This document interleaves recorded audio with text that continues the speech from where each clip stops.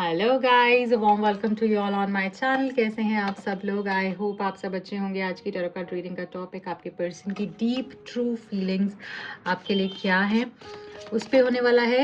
And please reading को like कर दीजिएगा, चैनल को सब्सक्राइब कर दीजिएगा सो दैट एनर्जी एक्सचेंज हो पाए एंड आपको राइट गाइडेंस मिल पाए। देख लेते हैं आपके पर्सन डीपली ट्रूली क्या फील करते हैं आपके लिए। We have got 2 messages and also guys, अगर आप इस रीडिंग पे आए हैं इसमें डेफिनेटली आपके लिए मैसेजेस हैं, तो बहुत ध्यान से इस रीडिंग को देख के जाइएगा, कनेक्ट हो जाएगा कंप्लीटली इस रीडिंग से। अदरवाइज रीडिंग ना ही आपके सामने आती, ना ही आप इस पर क्लिक करते। सो पहला ही मैसेज, जो पहले 2 मैसेज इकट्ठे निकल कर आए हैं, बहुत ही स्ट्रॉन्ग मैसेजेस हैं। Soul tie and chemistry, I always feel connected with you. ये आपका जो सोल है ना, इस पर्सन से डीपली ट्रूली कनेक्टेड है और आप दोनों की केमिस्ट्री, दोनों के साथ में कंपैटिबिलिटी ऐसी है जो कि शायद आपने कभी भी कहीं पर भी किसी के भी साथ में महसूस नहीं की होगी। ओके, सो ये सोल टाई और केमिस्ट्री का जो मैसेज साथ में निकल कर आया है वो यही बता रहा है कि आप दोनों का पैशन, आप दोनों की एनर्जी, आप दोनों का सोल एक दूसरे से डीपली कनेक्टेड है। और इसी तरीके से पर्सन आपके लिए महसूस करते हैं कि आप दोनों जैसे एक दूसरे के लिए ही बने हो। इतना स्ट्रॉन्ग एंड पैशनेट स्टार्ट है इस रीडिंग का, क्या बात है।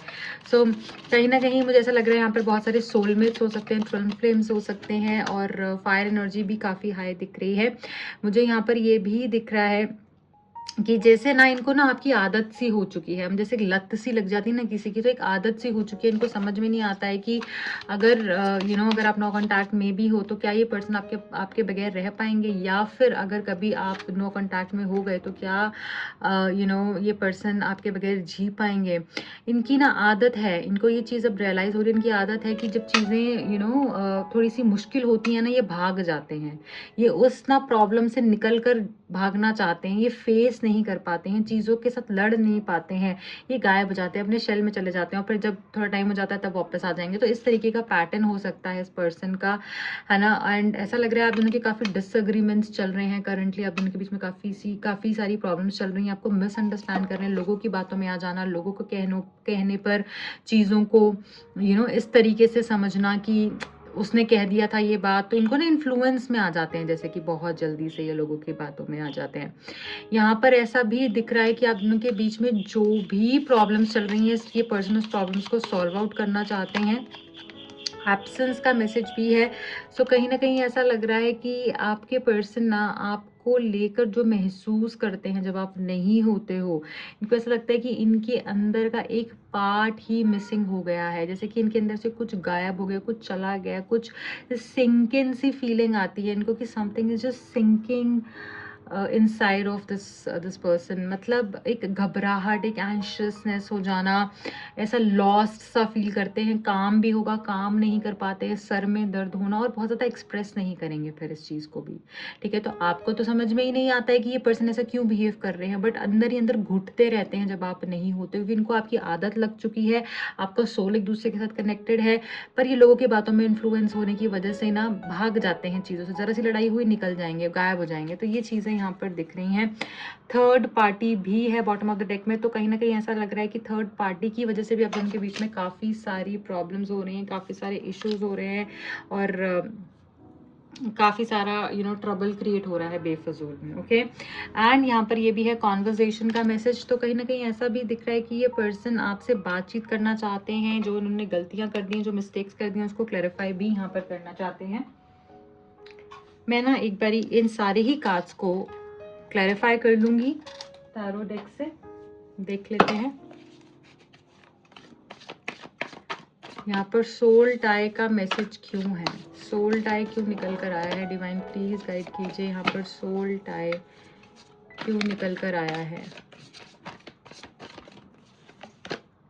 3 ऑफ सोड्स, देखिए आपका ना कहीं आपने इनको पास्ट लाइफ में या तो हर्ट किया है, ठीक है, जिसकी वजह से ये आपको अभी हर्ट कर रहे हैं। कुछ मुझे यहाँ पर ऐसा दिख रहा है कि जैसे ना जब भी आप अगर किसी भी चीज़ को लेकर परेशान होते हो ना, तो इस पर्सन को भी बहुत दुख होता है, ये भी खुश नहीं होते हैं, इनकी लाइफ में भी ना प्रॉब्लम्स आ जाती हैं क्योंकि आपका सोल बहुत डीपली कनेक्टेड है और ऐसा लग रहा है कि आपने भी कहीं ना कहीं इनको हर्ट किया है जिसकी वजह से आज आप भी हर्ट हो रहे हो। तो ये भी एक चीज़ मुझे यहाँ पर दिख रही है। सेकेंड इज केमिस्ट्री का जो मैसेज है that is being clarified by 7 of swords. इस पर्सन ने चीटिंग करी है आपके साथ में, है ना। मतलब कुछ झूठ ज़रूर बोला है आप, इन्होंने जैसे कहीं ना कहीं कंपेयर किया है आपको किसी के साथ में, या फिर किसी के साथ रहे हैं, किसी से बात करके देखा है, या कुछ तो ऐसा इनको इनके साथ में हुआ है जिसके बाद इनको समझ में आ गया है कि इसके जैसा कोई नहीं है, इसके ऐसी केमिस्ट्री कहीं नहीं है, ठीक है, इसके जैसा ऑनेस्टी कहीं नहीं है। तो ये चीज़ें इस पर्सन को समझ में आई और उसके बाद इनको समझ में आया इसके साथ जो केमिस्ट्री है ना वो कहीं नहीं है। तो जो भी इन्होंने ये थर्ड पार्टी सिनारियो करा है ना, इसके बाद ही ये समझ पाए हैं इस चीज़ को। हैबिट्स का जो मैसेज है that is being clarified by शाह ऑफ सोर्ड्स। तो यहाँ पर ऐसा लग रहा है कि ना इनको ना आपकी आदत हो चुकी है और ये चीज़ ये आपको बताना चाहते हैं। इनको ना ऐसा लग रहा है कि आप इनकी ना रूटीन में आ चुके हो, आप इनकी एक आदत सी हो चुके हो और ये आदत ना ये छोड़ना भी नहीं चाहते हैं। मतलब ये एक ऐसे इंसान हुआ करते थे कि जो कि ना किसी की बातों में, किसी की चीज़ों में, किसी के कहने में नहीं आता था। मतलब कि जिसको किसी की आदत नहीं लग सकती, जिसको किसी की लत नहीं लग सकती, बट इनको आपकी लत लग गई है और आपके सामने ही कमज़ोर हैं ये। आपके सामने ही ये कमज़ोर हैं और ये किसी के सामने कमज़ोर नहीं है, इनको ऐसा लगता है। और ये कमज़ोरी में भी इनकी स्ट्रेंथ है, ऐसा फीलिंग आती है इस पर्सन को, ओके, कि आप ही की सुन सकते हैं, आप इनको कंट्रोल कर सकते हो, आप इनको समझ सकते हो, आप इनको मना सकते हो, आप यही आपको मना सकते हैं, ऐसी ही एनर्जी है यहाँ पे, ठीक है। 3 ऑफ सोर्ड्स क्यों है यहाँ पे? विद 3 ऑफ स्टार्स क्लियर हो रहा है। देखिए मुझे ऐसा लग रहा है कि अगर जब हमें रिश्ते के नेक्स्ट लेवल पर जाना होता है ना, तो ऐसे कुछ टेस्ट एंड ट्रायल्स हमको देने पड़ते हैं जिसके बाद ही हम आगे मूव कर पाते हैं। तो कहीं ना कहीं ऐसा लग रहा है कि ये पर्सन अब आगे नहीं जाना चाहते हैं आपके बगैर, और ये इसी वजह से हो पाया है जब से थर्ड पार्टी के साथ में कनेक्शन हुआ है। तो थर्ड पार्टी के आने से ही इस पर्सन को रियलाइज हुआ है और ये समझ पाए हैं कि आप क्या हो इनके लिए, और ये आपके एक रिश्ते का ना टेस्ट है। इसी के बाद अब नेक्स्ट लेवल पर आप मूव करोगे कि ये जो कार्ड है ना 3 ऑफ स्टार्स का, ये मूवमेंट का कार्ड है, मूविंग फॉरवर्ड का कार्ड है, डिसीजन मेकिंग का कार्ड है, और ये पर्सन डिसीजन लेंगे और आप ही को ही चुनेंगे। मुझे यहाँ पर ऐसा लग रहा है, ओके।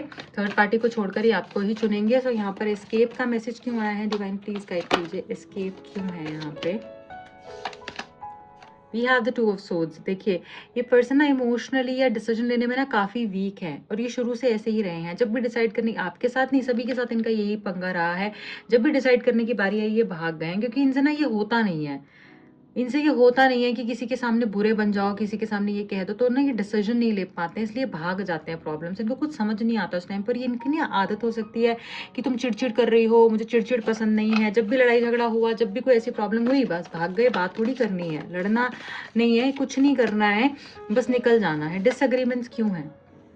5 ऑफ सोर्ड्स से डिसएग्रीमेंट्स का मैसेज यहाँ पर निकल कर आया है। सो ऐसा लग रहा है कि फैमिली इश्यूज या कोई 3 से 5 लोग मुझे यहाँ दिख रहे हैं जिनकी वजह से आप दोनों के बीच में काफ़ी सारी प्रॉब्लम्स आई हैं, मिसअंडरस्टैंडिंग्स क्रिएट हुई हैं आप दोनों के बीच में। आप ना लोगों को बहुत इन्वॉल्व कर लेते हो अपने कनेक्शन में, ऐसा लग रहा हो सकता है इनकी आदत हो ये सब करने की या आप इनको मना करते हो, पर उन लोगों की वजह से इनको, मतलब आपको इस रिश्ते में प्रॉब्लम आ रही है। मुझे ऐसा लग रहा है अगर वो लोग यहाँ पर नहीं होते तो आज इतनी प्रॉब्लम नहीं होती, क्योंकि आपकी मसला आपकी खुद की वजह से नहीं है, औरों की वजह से मुझे ज़्यादा दिख रहा है यहाँ पे, ठीक है। सो मिसकम्युनिकेशन ही हुई है, जो भी हुआ है मिसअंडरस्टैंडिंग ही हुई है। चीज़ें इतनी गलत नहीं थी जितनी गलत दिखा दी गई हैं, जितनी गलत समझ ली गई।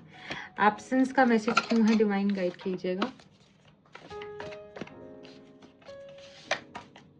9 ऑफ कप्स। इनको जब से आप गायब हुए हो, जब से आप अनअवेलेबल हुए हो, जब से आप इमोशनली अनअवेलेबल हुए हो या फिजिकली, फाइनेंशियली, जैसे भी किसी भी तरीके से अनअवेलेबल हुए हो, ये पर्सन को समझ में आ गया कि इनको आप ही चाहिए हो। जब इनको ऐसा इजीली मिलता है ना कोई चीज़, इनकी आदत है, इनका पैटर्न आप देख लीजिएगा, इनको वो चाहिए नहीं होता है।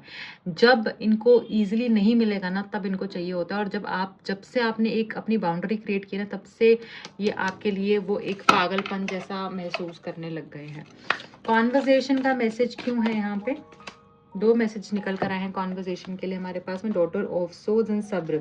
सो ऐसा लग रहा है कि कम्युनिकेशन तो होगा, ठीक है। कम्युनिकेशन के लिए तो ये बेताब हैं और बहुत ही clear cut, honest, straightforward communication होगा। जो ये फील करते हैं, जैसा ये महसूस करते हैं, एज इट इज़ आपको वैसा ही बताएंगे। जो आपने इनसे पूछना, आप इससे इनसे पूछ सकते हैं, चाहे वो कड़वा सच हो, कुछ भी हो, ये आपको बताएंगे।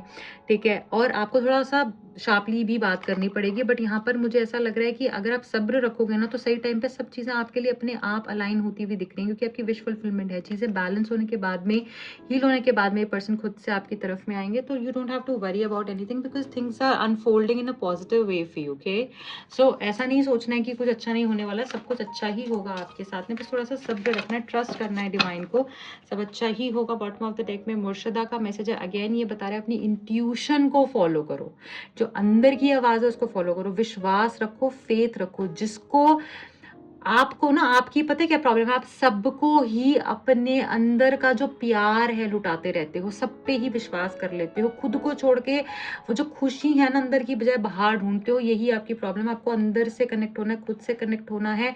आपके अंदर जो सागर है ना वो प्यार का, उससे कनेक्ट होना है और उसको वो देना है जो कि डिजर्व करता है, जो कि उसके लिए एफर्ट करता है।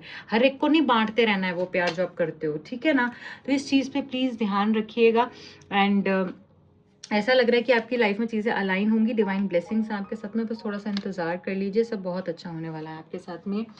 So this is it for you guys. I hope ये रीडिंग आपसे कनेक्ट हुई है, आप कहीं ना कहीं इस रीडिंग से गाइडेंस ले पाए हैं।